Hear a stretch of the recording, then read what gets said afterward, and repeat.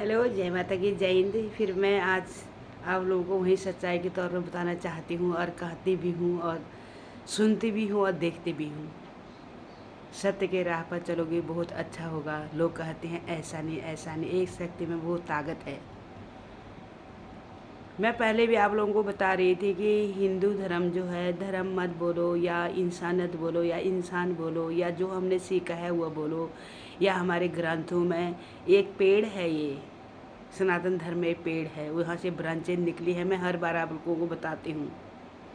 जो कहते हैं कि ये गलत होता है, ये गलत होता है, उठना बैठना चलना फिरना घूमना बातें करना सब कुछ तो उन्होंने सिखाया है। माँ को माँ बोलना, पिता को पिता बोलना, बहन को बहन करना, बहुत बोलना, सबका इज्जत करना उन्होंने ही सिखाया है। कहाँ से भागोगे?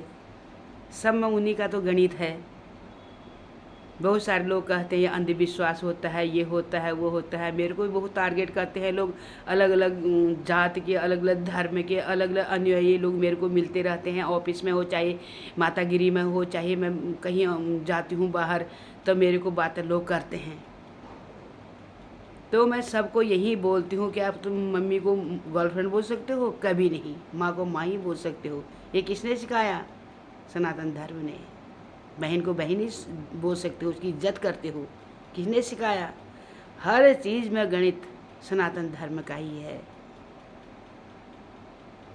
वेदों का ही है। धर्म मान लो वेदों का ही है।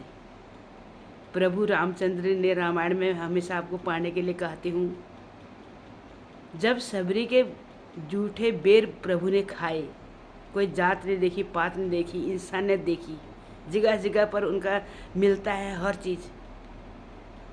जब ऋषि मुनि बहुत प्यासे हो गए थे, नदी में जा रहे थे, उनको प्यास बुझानी थी, लेकिन पानी अलोप हो गया, तो वो आश्चर्य हो गए कि हमने तो नदी देखी थी लेकिन ये तो सूख गया है। तब ऊपर से आया आवाज़ आई, उनके दिल से आवाज़ आई कि जिस औरत का तुमने अपमान किया था, नीच जात है करके, ये उसी का दंड है।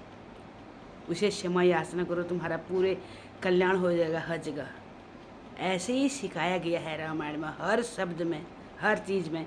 तब मैं आप लोगों को पढ़ने के लिए कहती हूँ। जीवन जीने का सार बताया गया है, हर चीज़ वही है। बाकी तो ब्रांचेज हैं, लोगों ने क्या क्या खोल दिया, क्या क्या धर्म खोल दिए, क्या क्या अनुयायी खोल दिए, क्या क्या ऐसा होता है वैसा होता है, इंसान के दिमाग को डाइवर्ट कर दिया।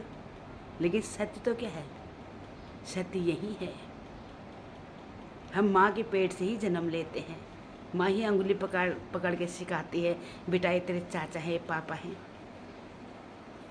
माँ ही आदर करना सिखाती है। इसलिए रामायण में यही बताया गया है हर चीज़। हमारे वेदों में यही बताया गया, हमारे क्या सबके वेदों में यही बताया गया है। इसलिए मैं सत्य राह पर चलने के लिए सब भक्तों को, सब दोस्तों को, सब लोगों को कहना चाहती हूँ कि सत्य के राह पर चलो। सत्य के राह पर बहुत बड़ी ताकत होती है। कौन क्या करता है, कौन क्या नहीं करता, वो चीज़ को छोड़ो। अपने कर्म का दंड सबको मिलता है। एक भी पैसा व्यर्थ नहीं जाता है, एक भी पैसा, एक भी शब्द व्यर्थ नहीं जाता है। हर चीज़ का हिसाब परमेश्वर अपने ढंग से लेता है। जो यहाँ नहीं ले पाएगा उसके परिवार से लेगा, परिवार से नहीं ले पाएगा तो अगले जन्म में लेगा, लेकिन लेगा ज़रूर। इसलिए आदमी कर्म से डरता है, अपना कर्म अच्छा करने के लिए कहता है। सभी ग्रंथों में, सभी वेदों में, सभी धार्मिक पुरुष सत्य की राह पर चलने के लिए तभी कहते हैं। लेकिन कुछ लोगों ने लोगों को भटका रखा है, लेकिन ऐसा करोगे ऐसा होगा। मान लीजिए किसी ने धर्म चेंज कर दिया, किसी ने गुरु बदल दिए, क्या बन गए डीएम? क्या सत्य राह पर चलो ना। जिंदा तो सभी रहते हैं, हाथ पैर मूवमेंट करोगे, कमाओगे तभी तो खाओगे। कमाने की शक्ति कौन दे रहा है? वही कृष्णा दे रहा है। कृष्णा ने बोला था कि जब कमाओगे, थाली भोजन की रखिए, मुंह में डालोगे तो पेट में जाएगा। इसलिए कर्म को श्रेष्ठ माना गया है। वो कैसे माना गया है? सनातन धर्म की वजह से, वेदों की वजह से। उसी में लिखा है ये, उसी के नकल करके लोगों के दिमाग को मॉडिफाइड कर रहे हैं। सत्य को जानो, किसने रहना है यहाँ। मैं तो उस परमपिता परमेश्वर से हमेशा कहती हूँ, हे माँ, नारायण बोलो, नारायणी बोलो, परमेश्वर बोलो, जो भी बोलो एक सकते हैं दुनिया में, मैं यही कहती हूँ, तूने मेरे दिल में कम से कम पाप नहीं दिया है, अहंकार नहीं दिया है, झूठ नहीं दिया है, लालच नहीं दिया है, राग द्वेष नहीं दिया है, किसका दिल नहीं दुखाया है। ये बात सत्य है। चाहे मैं करोड़ों न खेलूं, पैसे नहीं चाहिए मुझे, इंसानियत चाहिए, दया भाव चाहिए, किसका दिल नहीं दुखाए।